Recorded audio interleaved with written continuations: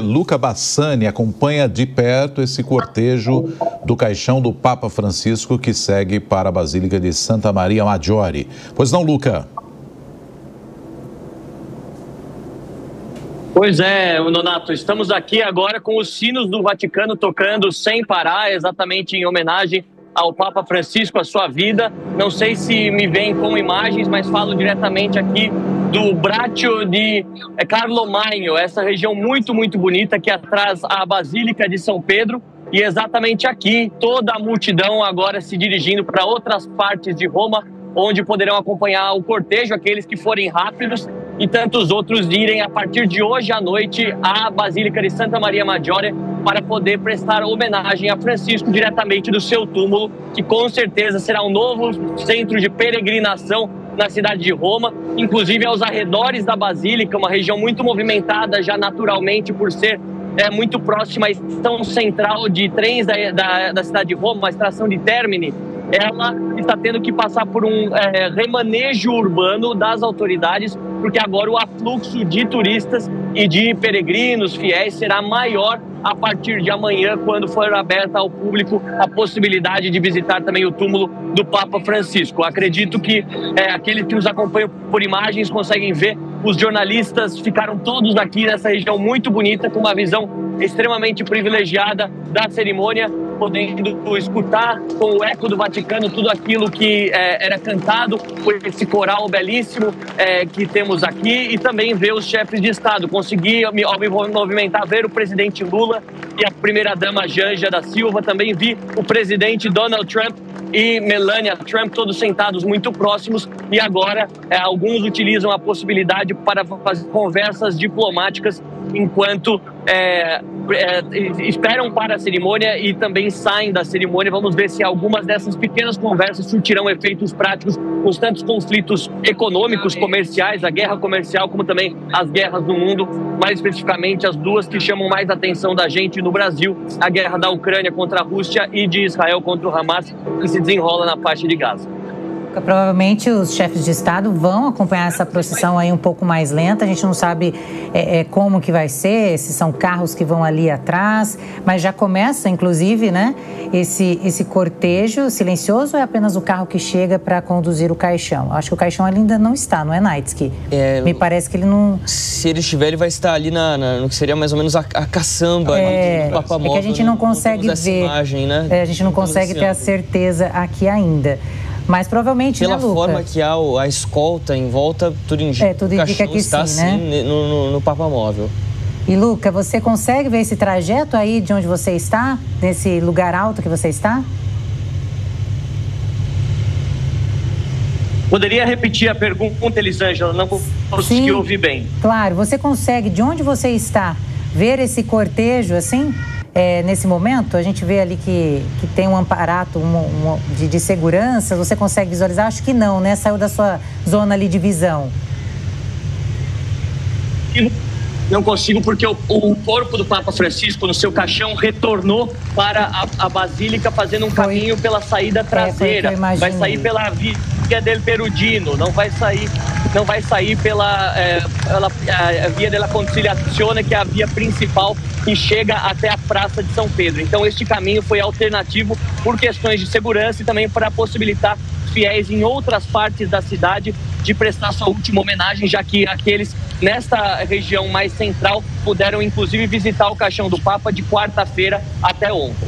A gente tem ali a imagem aérea agora, e aí é possível a gente indicar que é efetivamente o cortejo que já teve início. O padre Antônio Bogás segue com a gente. Padre, esse é o início do cortejo. A gente vê um cordão de isolamento para que as pessoas possam se despedir, dar aquele último adeus ao Papa Francisco antes do enterro. E aí, chegando a Santa Maria Maggiore, o enterro numa cerimônia privada, sem a presença de público, sem imagens também. É esse o roteiro, né, Padre Bogás? Veja, ali eles passaram por trás, como foi dito ali, né, pelo nosso Fabrício, certo?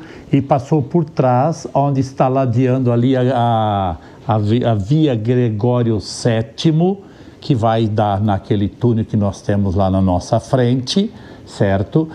Passou ao lado, lá no fundo se percebe a sala chamada Sala Paulo VI, onde se dão as audiências nas quartas-feiras, e ele está seguindo por um local menos central, mais paralelos, para poder fazer esse caminho, porque Roma tem as suas vias muito pequenas, muito estreitas, então ele está fazendo essa passagem aí por trás dos muros do próprio Vaticano, do próprio Estado do Vaticano, fazendo essa passagem com uma escolta completa, e senão nós não temos espaço nessa cidade de Roma. Então a pessoa que está fazendo essas imagens, ela está na frente, naturalmente, adentrando esse túnel que está na Via Gregório VII. E depois, um comentário que o Fabrício falava, essas celebrações não significam muito para os chefes de Estado em termos de religiosidade. Eles vão, se o Milei está lá, representa que ele não tem muito, talvez, ou bom senso, porque ele chamou o Papa de imbecil, de anticristo, coisa e tal, mas ele sabe que se ele não for lá diante do povo argentino, ele fica mal na fita. É como quando nós temos eleições aqui, que certas pessoas que não acreditam nisso ou naquilo batem cartão em todos os lugares, Então, aí o que nós temos? Aí nós já estamos chegando, passando perto, ali vai se passar perto da Praça Argentina, para seguir na direção ali da Santa Maria Maior, onde vai passar perto do Altar da Pátria e seguir o caminho mais simples e mais espaçoso. Uma pessoa a pé não faria esse caminho, mas com esse cortejo todo, veja, cabe um carro praticamente nessa Roma edificada a partir do século XVIII, Essa é a Roma que eles chamariam de Roma moderna, Padre, segundo o Vaticano, o trajeto ele vai passar por locais icônicos ali de Roma, como o Coliseu, os fóruns romanos, escavações arqueológicas da Roma Antiga, monumento à Vitório Emanuele II, o Knights, que pode até complementar e corroborar com essas informações. É isso, Esse trajeto foi bem pensado para chegar, então, até a igreja de Santa Maria Maggiore. Exatamente. O Coliseu, por exemplo, não estaria na rota entre o Vaticano e a Basílica de Santa Maria Maggiore, mas ele vai passar exatamente na frente do Coliseu. Logo mais a gente vai ter essa imagem. Curioso a gente falar do Papa Móvel, inclusive, Elisângela, porque no final do ano passado o Papa recebeu o primeiro Papa Móvel elétrico.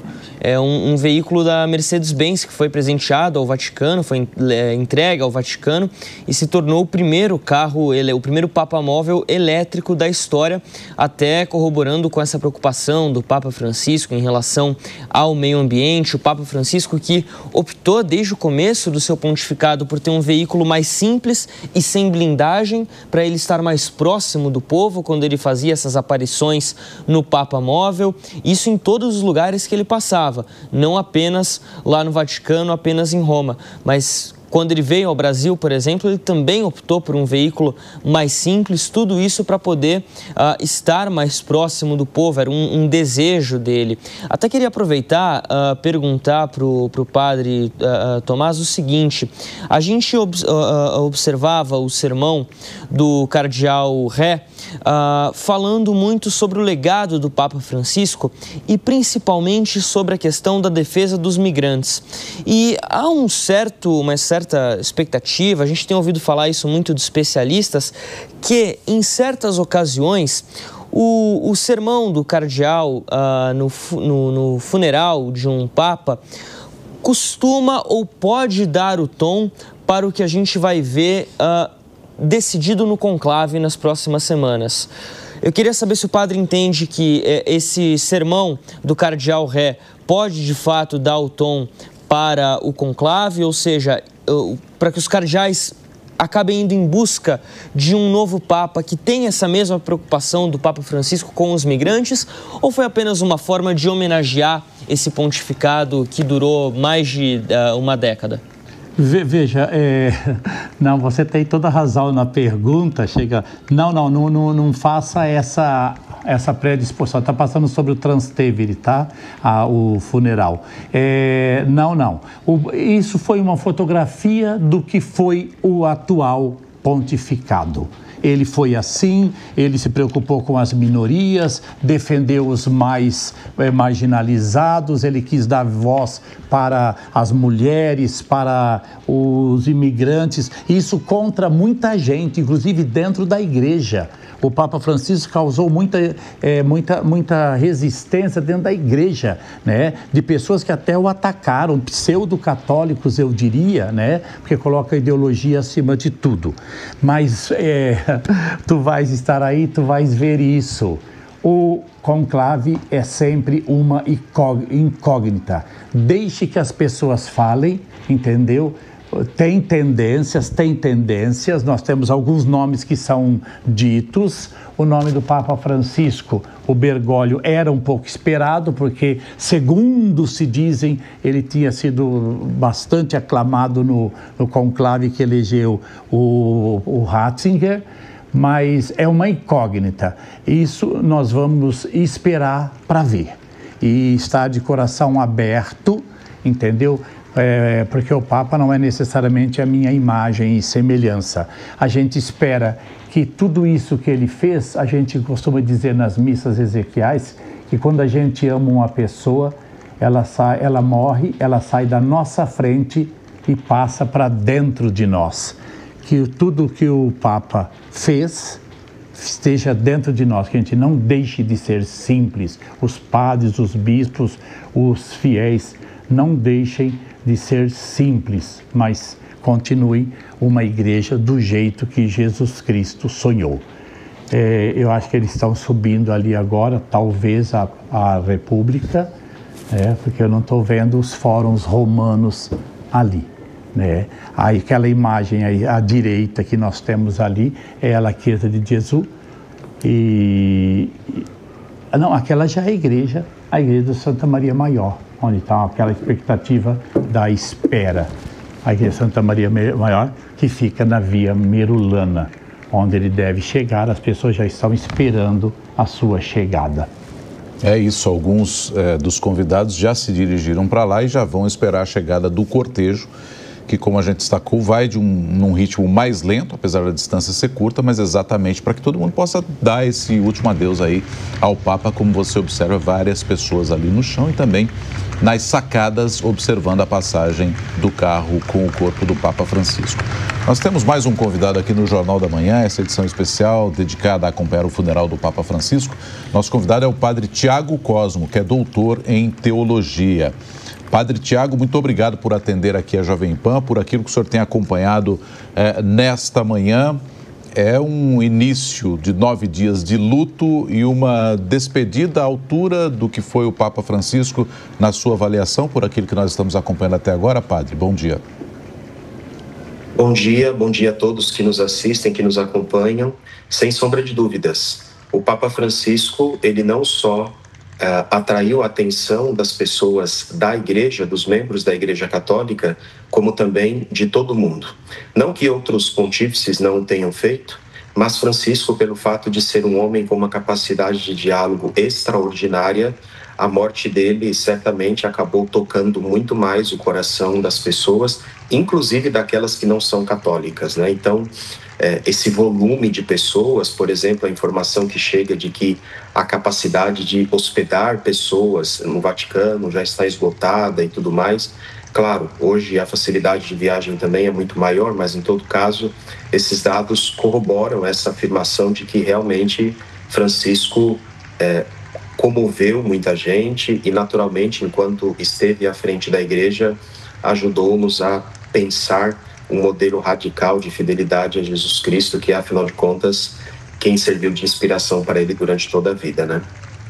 O padre Tiago Cosmo, a gente está observando também, para você que está acompanhando a Jovem Pan com imagens, à esquerda do vídeo a gente tem o cortejo, né? O carro levando o corpo do Papa Francisco, as pessoas se despedindo também com cordões de isolamento, mas também em sacadas a gente observou a presença do público. E ao lado direito já a Basílica Santa Maria Maggiore, com alguns convidados que já se dirigiram para lá, que são convidados a participar dessa cerimônia.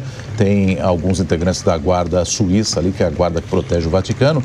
E essa cerimônia, a gente lembra, é uma cerimônia mais privada, com poucos convidados e, portanto, sem a presença do público no sepultamento propriamente dito do corpo do Papa Francisco. A Deise Ciocari também está conosco. Você tem pergunta ao Padre Tiago, Deise? Tenho.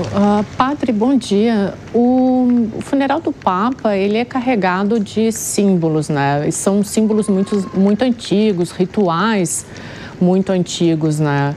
E o funeral do Papa Francisco é um funeral muito mais simples, o que não significa que não tenha esses significados, né? Uma redundância aqui, mas que não tenha esses valores simbólicos muito fortes. Eu queria saber para o senhor o que fica de legado desse papado, o que fica como símbolo do que foi o papado do Francisco e esse ritual mais simples, o que ele deixa de mensagem? Isso marcou o pontificado de todo o Papa Francisco, que é o resgate àquilo que é essencial. Inclusive, na sua carta magna, Evangelii Gaudium, quando ele fala sobre a dimensão do anúncio do Evangelho, ele diz que a gente sempre tem que partir do coração do Evangelho, ou seja, daquilo que é mais bonito, mais essencial, para aquilo que é mais periférico. E nesse sentido, isso não é apenas uma ideia do Papa. Na verdade, na sua própria maneira de exercer o pontificado, a gente foi percebendo isso, né? Ele não ligava muito para aquilo que eventualmente era não essencial. E talvez até no momento final, digamos assim, né, que é essa dimensão do sepultamento, da nossa despedida e tudo mais, ele também quis que fosse assim. Agora veja, isso não tira em absolutamente nada, basta a gente ver aí a quantidade de pessoas que acompanham, a comoção que a morte do Papa Francisco despertou ao longo dessa semana, né? Isso não tira em absolutamente nada a dignidade do sepultamento do Bispo de Roma, mas é esse resgate do essencial, né? Daquilo que realmente é importante. Nós estamos celebrando o funeral do Papa. Sim, algumas coisas foram muito simplificadas, mas não quebrou a tradição de ritos, o que é extremamente importante, né? E, ao mesmo tempo, também não, digamos assim, diminuiu em nada esta dignidade, né? Permanece sendo o Bispo de Roma, o Papa, e com toda essa carga de emoção, né, que a gente tem sentido como se tivéssemos perdido alguém próximo de nós, né? Porque, de fato, nós estabelecemos com o Papa essa relação de proximidade muito grande, né? E padre, na verdade, foi isso que ele fez durante esses 12 anos, de aproximação mesmo. Lembrando que o Papa sempre falou muito dos pobres, mas ele falava nessa questão da pobreza, não só pobreza de dinheiro, rico ou pobre, mas o pobre de espírito. Então, ele abraçava muito essa questão. Então, ele deixa um legado espiritual muito importante e reflexivo para as pessoas. E quando ele fala de pobreza, ele não fala de bens materiais, mas sim de um coração mais acessível, de abraçar, de acolhimento de todos os povos, religiões. E até no início do jornal a gente falava que ele conversava até com os ateus e sempre com muito carinho e aberto a envolver todas as pessoas nesse acolhimento da igreja. Sem sombra de dúvidas. Eu me lembro até de uma ocasião em que o Papa Francisco disse numa das catequeses algo que ficou emblemático e que inclusive não foi bem aceito em círculos talvez um tanto tradicionalistas, né? Quando ele disse que nós podemos estar todos os dias na igreja e ainda assim não estar em Cristo, né? Porque de fato Jesus é quem a gente segue efetivamente e infelizmente a onda tradicionalista na igreja hoje faz com que até se possa ter excelentes católicos, mas não necessariamente bons cristãos. E nesse sentido eu destaco dois pensamentos do Papa Francisco que, na minha leitura, como alguém também que o estudou nesses anos, são essenciais para a gente compreender também a teologia que ele deixa, né? O primeiro está justamente na Carta Magna do Papa Francisco, que é a Evangelii Gaudium, no parágrafo 274, quando ele diz, né? Se eu consigo ajudar uma só pessoa a viver melhor, isso já justifica o dom da minha vida, né? Esse pensamento dele foi basilar na sua maneira também de conduzir a igreja. E um outro pensamento também bastante semelhante é quando ele diz que o mundo é muito bom quando nós estamos felizes, mas ele é muito melhor quando outros estão felizes por nossa causa, né?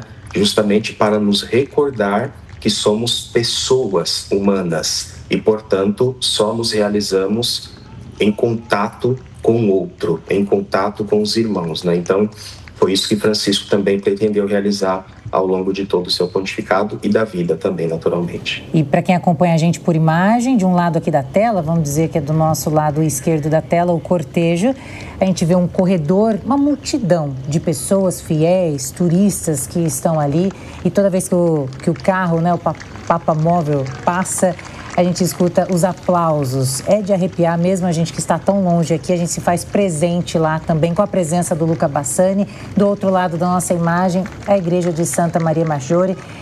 As autoridades estavam ali, alguns convidados bem ali na porta no início, agora já se movimentaram, ficam nas laterais, tudo fechado, vai ser um funeral ali, um sepultamento privado, só com convidados e familiares, pessoas próximas do Papa. Fabrício.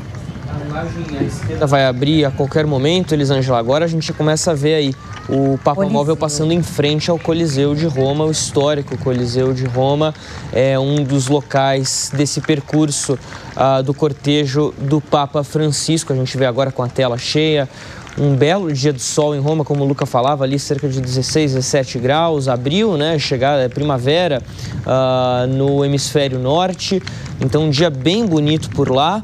Muita gente aproveitando esse sol para participar do cortejo. Essa área realmente que é mais turística, mais central em Roma, com muito mais gente do que no comecinho ali do cortejo, né? Agora uma movimentação muito maior e as barreiras ali contendo o público.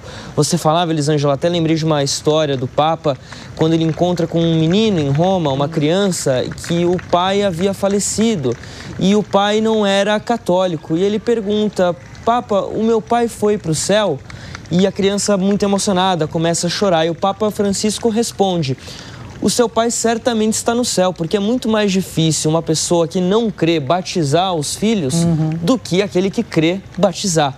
E se o seu pai, que não era crente, decidiu batizar você e todos os seus irmãos, certamente ele foi para o céu. Corrobora um pouco com essa história do Papa Francisco que a gente destacava. Agora há pouco também, Elisângela, atualizando aqui os números, o Vaticano afirmou que 250 mil pessoas estavam presentes ali durante a cerimônia do funeral do Papa Francisco. Claro, 40 mil dentro dos limites do Vaticano e o resto, cerca de 190 mil, pouco mais, 210 mil, né?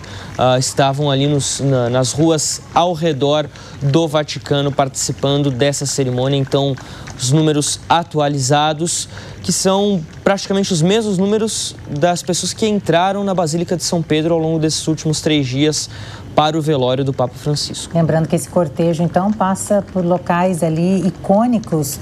Vimos o Coliseu, antes de chegar, então, no descanso final do Pontífice, Nonato. E certamente, né, Naitsky, Piperno, Daisy, a gente tem pessoas que possivelmente repetiram, que foram visitar o corpo do Papa e estão de volta para esse momento final, para esse momento do adeus, certamente foram lá acompanhar a missa também.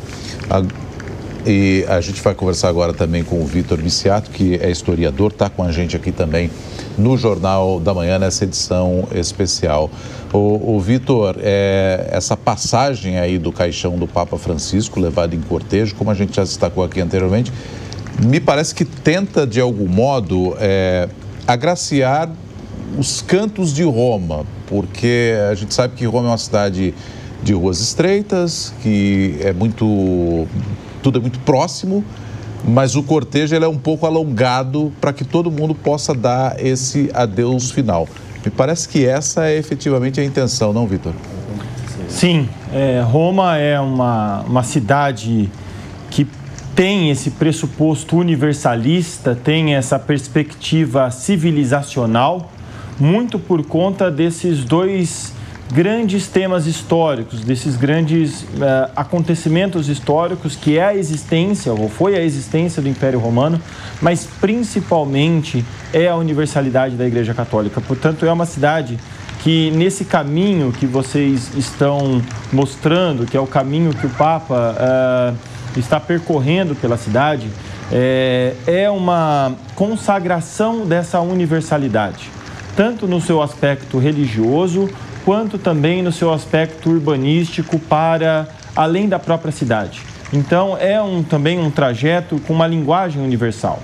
E eu gostaria também de ressaltar um aspecto muito importante desse trajeto, que é o encontro do Papa com a presença, com a igreja dedicada a uma mulher. E isso também é muito importante, porque na época do Império Romano, a mulher não tinha esse destaque, essa presença enquanto, mais do que cidadã, mas enquanto ser humano mesmo, universalista. E aí é com o cristianismo, é com a Igreja Católica que se coloca na centralidade da perspectiva ocidental a figura da mulher. E a escolha do Papa Francisco de percorrer esse caminho após a sua morte física e chegar na igreja de Santa Maria Maggiore também transmite essa comunicação, esse canal, essa interlocução entre a figura do homem e a figura da mulher no mundo em que nós vivemos, evidentemente no mundo mundano, mas também indo para além disso, no que diz respeito tanto à santidade quanto à relação e a importância da presença da mulher, da presença de Maria no cristianismo.